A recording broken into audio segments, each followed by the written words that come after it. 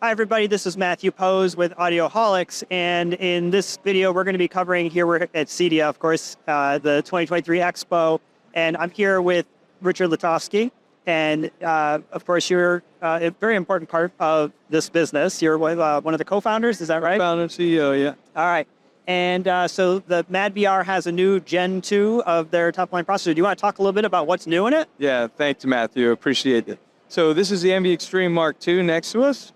It was just released a few months ago. We also just released, started shipping last week, I think it was, the Mark II Pro model. This comes in an all-new custom case. You can see here, and you could also probably get a better view of it behind us. 20mm front, all aluminum.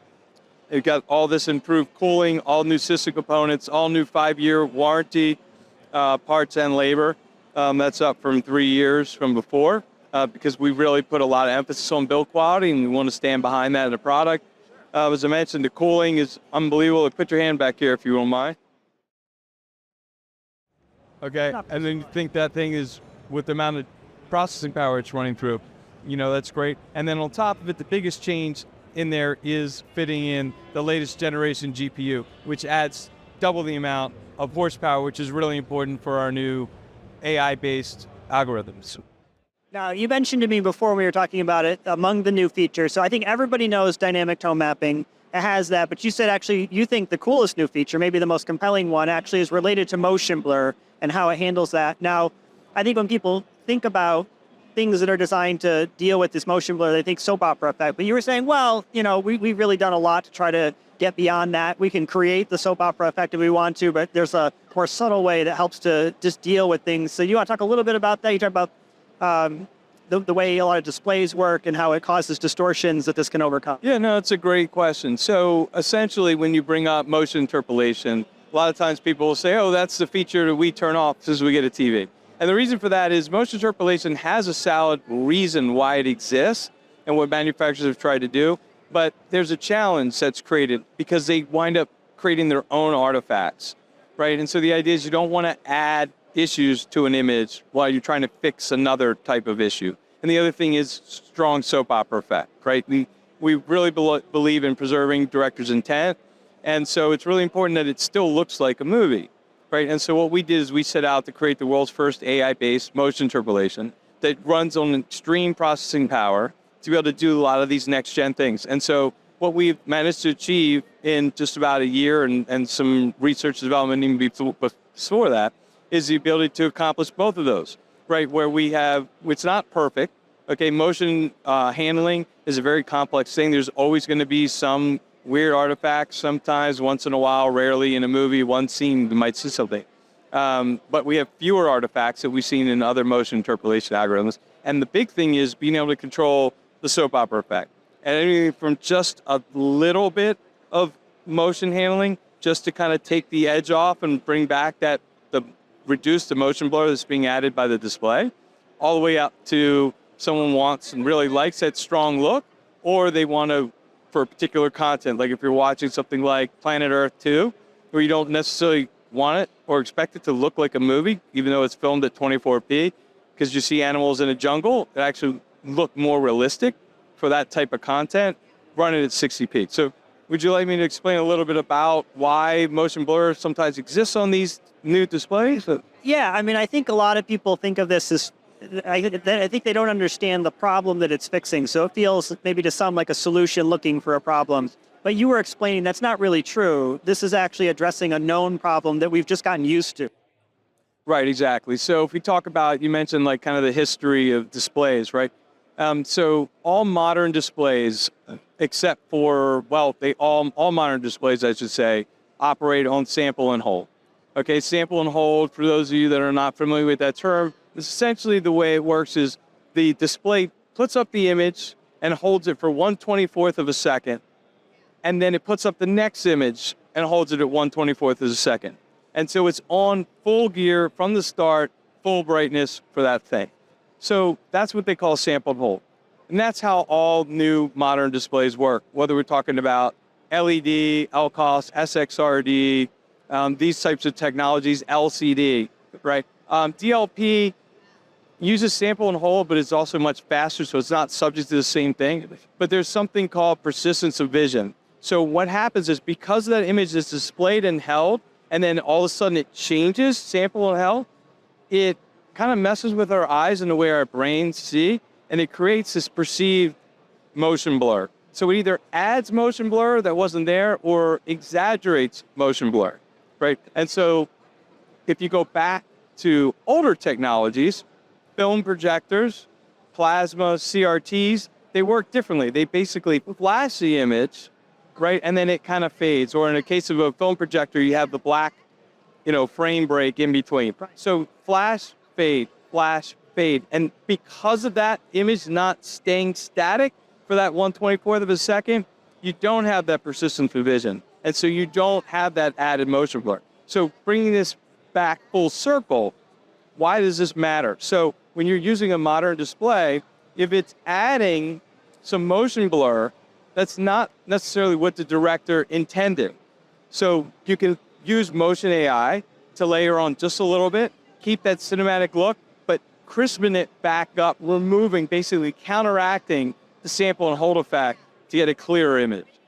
Yeah, and you showed me earlier, we'll get some B-roll to show everybody, but it really does sharpen up the image, it gets rid of it, and there seem to be a million settings. Like if you don't like it a certain way, there's lots of ways to adjust it to get a different effect so that you can go from very subtle all the way up to, I think it looks hyper real. Some people say, well, it looks fake. Strong settings, yeah. Yeah, exactly. But I think it's important to recognize, I think you said this, if video systems were being developed from scratch today, they wouldn't be 24 frames per second. That's like a legacy thing, right? Yeah, well, I mean, it's a great hypothetical question to ask yourself, right? Like, this has its roots in, I think, roughly about 100 years of history in film.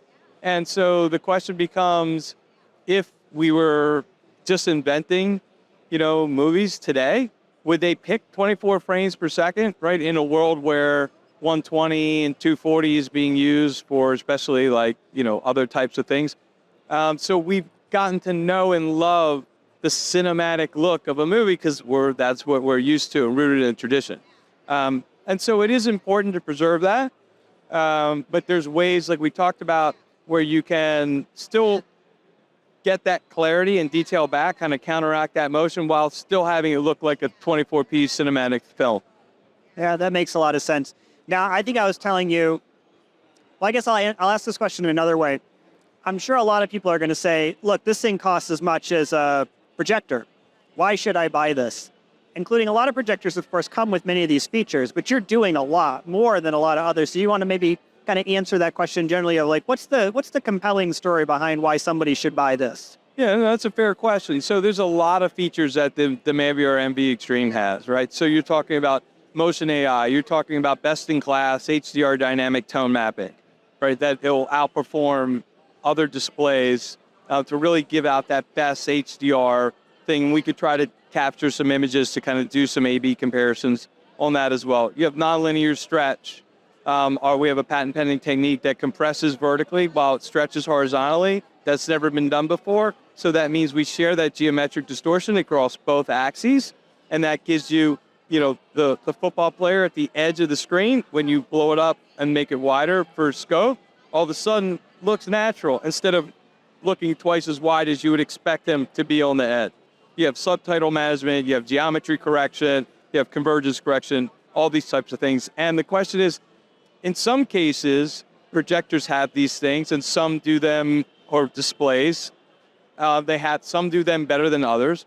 But in some cases, they don't have these features, or they don't do them better than others. And so the Envy gives you the best of all video processing features, opens up the ability. Some might say, oh, I really prefer to buy, projector X because I really like the way it looks, but the motion handling or the tone mapping is better in this other unit, and they can't get the best of both worlds.